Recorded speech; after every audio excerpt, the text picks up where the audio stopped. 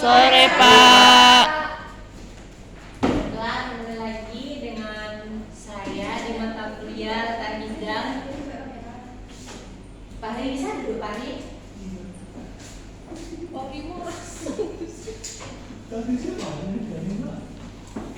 Baiklah, sebelum kita memulai pelajaran kita, alangkah baiknya kita awali dengan doa. Siapa ketua KPR? Hari. Pak Hari, tolong Pak Hari. Maju ke depan. Kasihan tak ada orang. Oke, sebelum kita memulai pembelajaran, marilah kita membaca doa sesuai dengan kepercayaan masing-masing. Berdoa mulai. Sudah selesai. Baiklah semuanya, sebelum kita mulai pelajaran kita pada sore hari ini, saya akan mengambil absen dulu. Abdalil,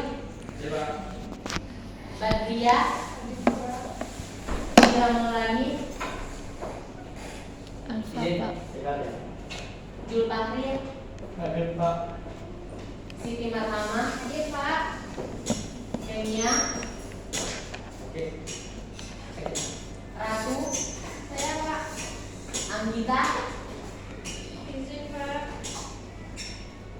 Anissa, Hadir, Pak. Anissa Faradila, Hadir, Pak. Fadri, izin Pak. Ilmi, sakit Pak. Salsabila, Tiara, Izin, Pak. Veronica, hadir Pak. Anissa Maharani,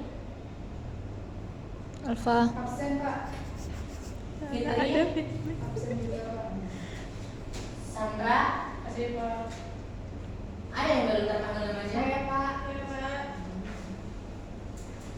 Wilda. Iya Pak, Wilda Pak.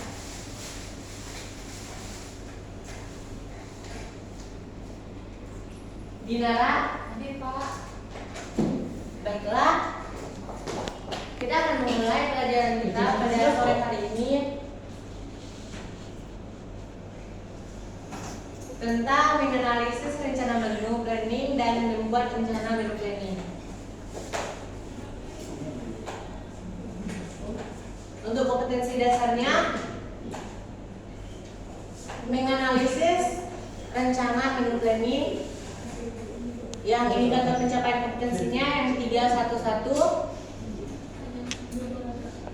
menyimpulkan pengertian menu yang 312, menentukan struktur menu yang 313, mengelompokkan ciri-ciri menu yang 314, menentukan ciri-ciri menu 315, menganalisis rencana menu atau menu planning.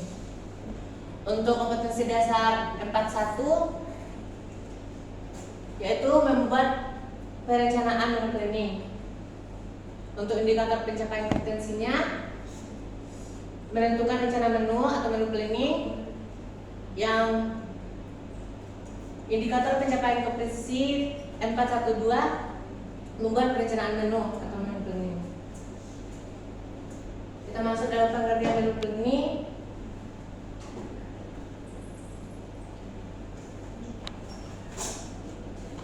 Menu sebagai susunan atau rangkaian beberapa macam hidangan atau masakan yang disajikan atau dihidangkan untuk seseorang ataupun kelompok orang yang setiap kali makan berupa makan pagi, siang maupun malam. Untuk fungsi menu sebagai media komunikasi antara pihak tamu dengan pihak perusahaan dengan mencantumkan nama makanan dengan jelas dan menggunakan bahasa yang mudah dimengerti oleh tamu.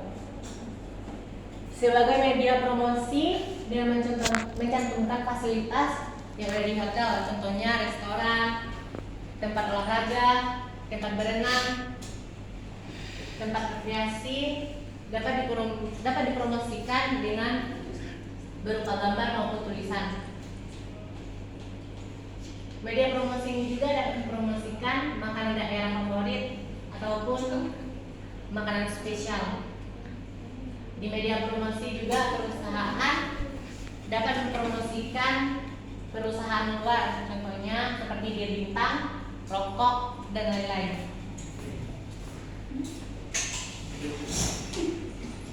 Fungsi menu bagi pekerja.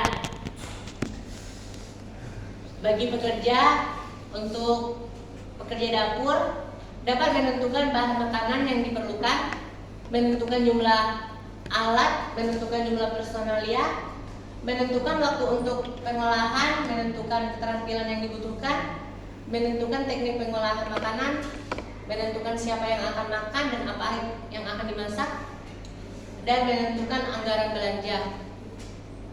Untuk fungsi menu bagi pekerja restoran,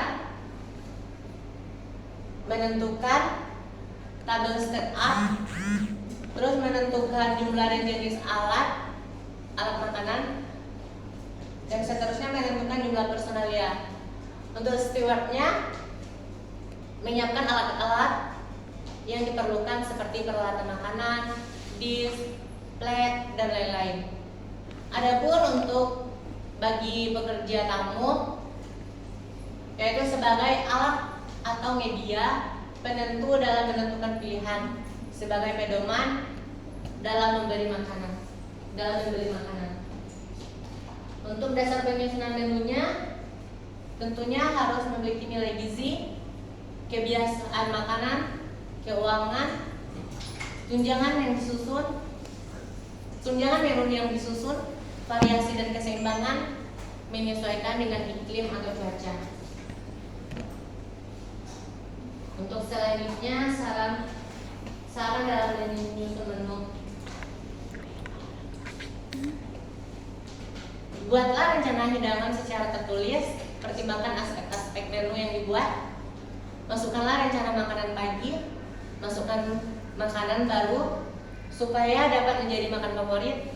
Pertimbangkan kemampuan dasar, kemampuan dapur memanfaatkan leftover, memanfaatkan bahan-bahan secara maksimal. Untuk syarat menu yang baik, yaitu mengandung gizi, hidangan dapat menimbulkan rasa selera makan. Terus kombinasi makan harus jangan ada pengulangan rasa, dan jangan ada pengulangan bahan, jangan ada pengulangan warna, dan jangan ada pengulangan teknik pemasakan, karena itu sangat monoton dan akan mempengaruhi sikap setiap orang terhadap makanan yang sering diulang-ulang. Perlu diadakan penggantian atau perubahan menu agar tidak membosankan. Memperhatikan asal negara, contohnya dari Indonesia maupun luar negeri. Memperhatikan agama, ada yang halal dan non-halal. Untuk jenis menunya sendiri berdasarkan penawarannya, di sini ada ala carte menu, yaitu suatu susunan menu di mana setiap makanan yang dicantumkan pada daftar makanan tersebut disertai dengan harga tersendiri. Yang kedua, tabel default menu, suatu susunan hidangan lengkap dengan suatu harga yang pasti. Yang ketiga, menu edjot, yaitu menu yang dirancang berbeda-beda setiap hari atau acak. Yang keempat, ada menu spesial party. Pada hakikatnya adalah menu tabel default, namun perbedaannya hanya pada tujuan menu tersebut. Contohnya seperti wedding party, terus birthday party, dan masih banyak lagi seperti acara-acara yang spesial. Untuk selanjutnya, beef menu. Daftar makanan yang disajikan dapat dipilih sesuai dengan selera dari masing-masing tamu. Harga dihitung per orang tanpa memperhatikan banyak atau sedikitnya porsi yang diambil. Yang terakhir ada menu semi ala carte. Penyajian hidangan makanan lengkap sederhana dengan harga tertentu dan ditambahkan dengan 1-2 jenis makanan penutup atau minuman dengan harga yang tersendiri.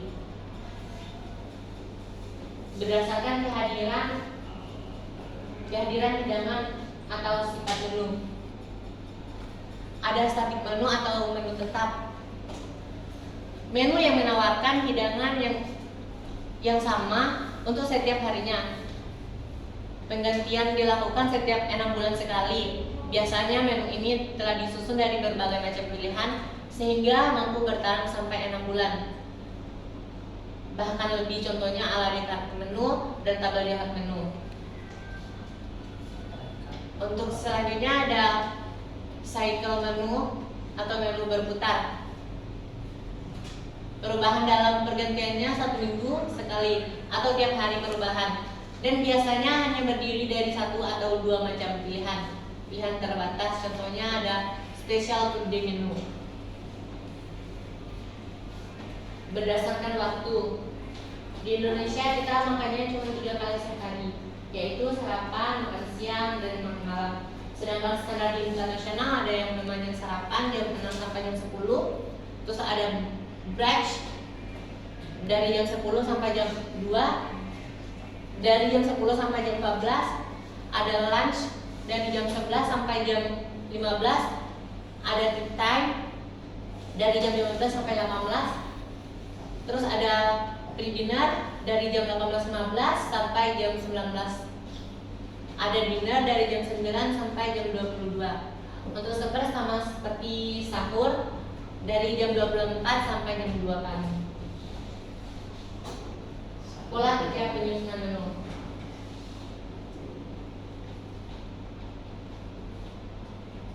Pola kerja penyusunan menu terbagi dari 3, yaitu hidangan pembuka atau appetizer. Appetizer terbagi dalam 2 golongan, yaitu yang cool sama yang hot. Yang cool seperti salad, sedangkan yang hot seperti risoles. Untuk hidangan utamanya daging, unggas, ikan, sayur, dan pelengkap lainnya seperti lalap. Untuk hidangan penutup ada buah-buahan dan sweet dessert. Untuk prosedur merancang menu, yaitu menentukan macam-macam atau pola menu. Ada menu standar ataupun pilihan, menentukan siklus putaran menu, menetapkan waktu penggunaan menu yang telah disusun, menetapkan jenis dan interaksi dan frekuensi penggunaan bahan makanan sesuai dengan dasar atau master menu, membuat master menu sesuai dengan siklus yang ditetapkan, menyiapkan katalog hidangan yang digunakan untuk mengisi hidangan pada master menu, meneliti kembali kesesuaian menu dengan kecukupan gizi dengan melihat standar resep, dan biaya yang ada atau direncanakan. Untuk penilaian mutunya terbagi dari 2 mutu dari pilihan dari sudut pandang konsumen, mencakup kebutuhan gizi konsumen, warna kombinasi makanan yang menarik, tekstur dan konsistensi hidangan serasi, terus ada rasa dan aroma makanan yang enak, ukuran dan bentuk potongan bervariasi, makanan yang disajikan sesuai suhu, sesuai dengan selera konsumen, penyajian menarik dan saniter, dan besar porsinya sesuai. Adapun yang dikatakan baik dari sudut pandang manajernya, yaitu bervariasi, tidak terjadi pengulangan menu, memperhatikan musim dan keadaan pasar, menu yang disajikan sesuai dengan macam dan jumlah tenaga kemampuan dengan waktu yang tersedia, menentukan menu yang disajikan sesuai dengan macam dan jumlah peralatan, mempersiapkan dana yang tersedia. Baiklah, sampai di sini materi dari saya. Untuk tugasnya sendiri,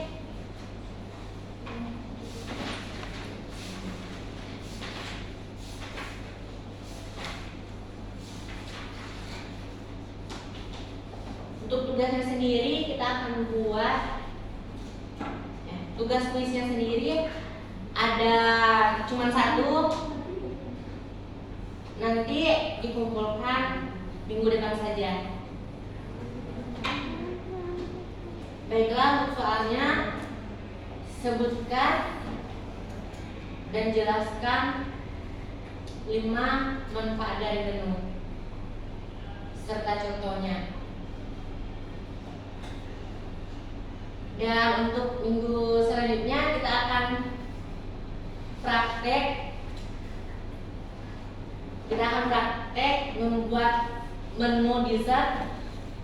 Nanti ketua kelasnya tolong dibon bahannya. Nah, prakteknya nanti sendiri-sendiri saja. Baiklah, sampai di sini materi dari saya. Untuk ketua kelasnya tolong diperhatikannya untuk pulang.